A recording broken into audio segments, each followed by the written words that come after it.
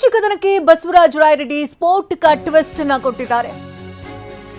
ಪಟ್ಟದ ಪಗಡಿಯಾಟ ಮುನ್ನೆಲೆಗೆ ಬಂದಂತ ಬೆನ್ನಲ್ಲೇ ಈಗ ಮತ್ತೊಂದು ಸ್ಫೋಟಕ ಟ್ವಿಸ್ಟ್. ಇದು ಖರ್ಗೆ ಆಹ್ವಾನದ ಹಿಂದೆ ಸಿಎಂ ಸಿದ್ದರಾಮಯ್ಯನವರ ರಣತಂತ್ರವಿದೆ ಅಂತ ಹೇಳಲಾಗ್ತಾ ಇದೆ.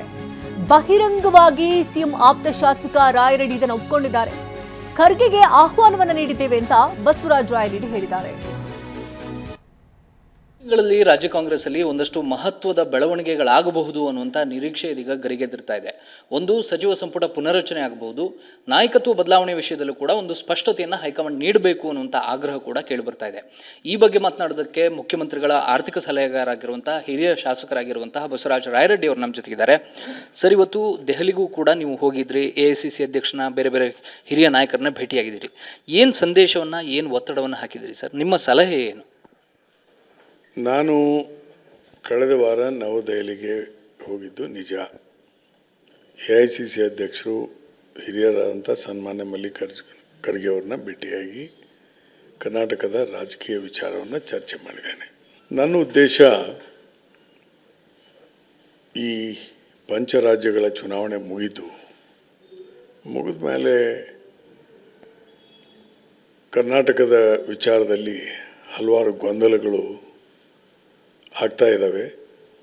ಇದನ್ನು ಸಂಪೂರ್ಣವಾಗಿ ನಿಲ್ಲಬೇಕು. ಮುಂದಿನ 2 ವರ್ಷ ಉಳಿದಿದೆ ಇನ್ನು ಸಾರ್ವತ್ರಿಕ ಚುನಾವಣೆ ಬರಲಿಕ್ಕೆ. ಆ ದೃಷ್ಟಿಯಿಂದ ನಮ್ಮ ಪಕ್ಷ ಸದೃಢವಾಗಿರಬೇಕು, ನಮ್ಮ ಸರ್ಕಾರ ಸದೃಢವಾಗಿರಬೇಕು ಮತ್ತು ಜನಪರವಾದಂಥ ಆಡಳಿತವನ್ನು ನಾವು ನೀಡಬೇಕಾಗ್ತದೆ. ಆ ಹಿನ್ನೆಲೆಯಲ್ಲಿ ಚರ್ಚೆ ಮಾಡಲಿಕ್ಕೆ ಖಂಡಿತವಾಗಿ ನಾನು ಹೋಗಿದ್ದೆ. ಆದರೆ ಅನಾವಶ್ಯಕವಾಗಿ ನಮ್ಮ ಪಕ್ಷದಲ್ಲಿ ಮುಖ್ಯಮಂತ್ರಿಗಳು ಬದಲಾವಣೆ ಆಗ್ತಾರೆ, ಇಂತಿಂಥವ್ರು ಮುಖ್ಯಮಂತ್ರಿಗಳಾಗ್ತಾರೆ ಅನ್ನೋಂಥ ಅನಾವಶ್ಯಕವಾದಂಥ ಮಾತುಗಳು ಕೇಳಿ ಬರ್ತವೆ. ಇದು ಸರಿಯಲ್ಲ. ಇದರಿಂದ ನಮ್ಮ ಪಕ್ಷದ ಒಂದು ಅಭಿವೃದ್ಧಿಗೆ ಹಿನ್ನಡೆ ಆಗ್ತದೆ, ಸರ್ಕಾರಕ್ಕೆ ಹಿನ್ನಡೆ ಆಗ್ತದೆ ಅನ್ನೋಂಥ ಮಾತನ್ನು ನಾನು ಚರ್ಚೆ ಮಾಡಿದೆ. ಆ ಸಂದರ್ಭದಲ್ಲಿ ಅವರು ಹೇಳಿದ್ದಾರೆ, ಇಲ್ಲ, ಇದರ ಬಗ್ಗೆ ನಾವು ತೀರ್ಮಾನವನ್ನು ಲೀಡರ್ ಆಫ್ ದಿ ಅಪೋಸಿಷನ್ ಅಂದರೆ ಲೋಕಸಭೆಯಲ್ಲಿ ರಾಹುಲ್ ಗಾಂಧಿಯವರು, ಸೋನಿಯಾ ಗಾಂಧಿಯವರು ನಾನು ತೆಗೆದುಕೊಳ್ತೇವೆ, ಯಾವುದೇ ಗೊಂದಲ ಇಲ್ಲ. ಸದ್ಯದ ಪರಿಸ್ಥಿತಿಯಲ್ಲಿ ನಾವೇನು ಅದನ್ನು ನಾಯಕತ್ವ ಬದಲಾವಣೆ ಮಾಡೋ ವಿಚಾರ ಇಟ್ಕೊಂಡಿಲ್ಲ ಅನ್ನೋಂಥದನ್ನು ಹೇಳಿದರು. ಅದನ್ನೇ ಮಾನ್ಯ ಪತ್ರಿಕೆಯಲ್ಲೂ ಹೇಳಿದರು. ಅದಕ್ಕೆ ನಾನು ಅವ್ರಿಗೆ ಹೇಳಿದೆ, ಸರ್, ಬದಲಾವಣೆ ಮಾಡಬೇಕಂದ್ರೆ ನೀವು ಸೀನಿಯಾರಿಟಿ ಕೆಲಿಬರ್ ಇರುವಂಥವ್ರನ್ನೇ ನೋಡಿ. ಈಗ ಸಿದ್ದರಾಮಯ್ಯನ ರೀಪ್ಲೇಸ್ ಮಾಡಿದರೆ ನಿಮ್ಮಂಥವರೇ ಮುಖ್ಯಮಂತ್ರಿ ಆಗಬೇಕು. ಇಲ್ಲದಿದ್ದರೆ ಅದು ಸಮಾಜದ ಮುಂದೆ ಮತ್ತು ನಮ್ಮ ರಾಜ್ಯದ ಜನತೆ ಮುಂದೆ ಮ್ಯಾಚಿಂಗ್ ಆಗೋದಿಲ್ಲ ಆ ಮಟ್ಟದ್ದು. ಅದಕ್ಕೆ ಈ ಎಲ್ಲ ಗೊಂದಲ ಬೇಡ ಅಂತ ಹೇಳಿದಾಗ ಅವರು, ಇಲ್ಲಪ್ಪ, ನಾನೀಗ AICC ಅಧ್ಯಕ್ಷ ಇದ್ದೀನಿ, ನಾನು ಹೆಂಗೆ ಅದ್ರ ಬಗ್ಗೆ ಯೋಚನೆ ಮಾಡೋಕ್ಕಾಗ್ತದೆ.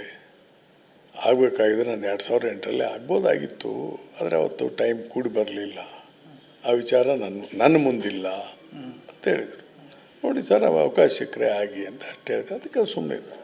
ಈಗ ಸಿದ್ದರಾಮಯ್ಯನವ್ರಿಗೂ DK ಶಿವಕುಮಾರು 2023 ಮೇನಲ್ಲಿ ನಮ್ಮ ಪಾರ್ಟಿ ಅಧಿಕಾರಕ್ಕೆ ಬಂದಂಥ ಸಂದರ್ಭದಲ್ಲಿ ಕೇಂದ್ರದ ಅಬ್ಸರ್ವರ್ ಬಂದರು, ಸುರ್ಜೇವಾಲಾ.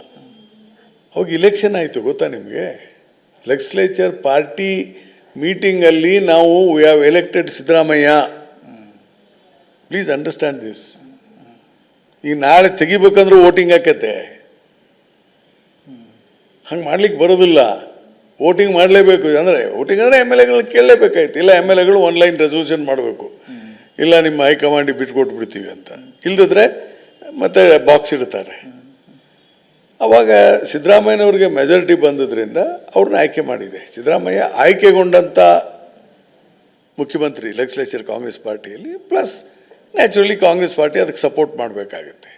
ಇದಿಷ್ಟು ಮುಖ್ಯಮಂತ್ರಿಗಳ ಆರ್ಥಿಕ ಸಲಹೆಗಾರರಾದಂತಹ ಹಿರಿಯ ಶಾಸಕರಂತಹ ಬಸವರಾಜ ರಾಯರೆಡ್ಡಿ ಅವರ ಮಾತು. ಪ್ರಸನ್ನ ಗಾಂವ್ಕರ್, TV9 ಬೆಂಗಳೂರು.